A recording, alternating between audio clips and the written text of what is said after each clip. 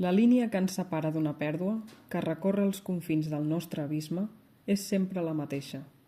Davant teu no hi havia tan sols els teus fills morts. Hi havia la frontera de les morts que encara no han passat. A l'hospital travessat pel buit fosc d'aquest final que tan poc esperàvem, ha emergit entre nosaltres dos la marca crua dels dies que s'esgoten. Cada pèrdua és el record, l'avís, que no serem ni molt de temps aquí, ni junts, ni forts. En la blancor del mal, només he vist els teus ulls que em seguien, després res.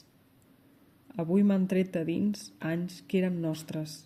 S'han endut els milers de dies vius que havíem de fer junts. No tenim res.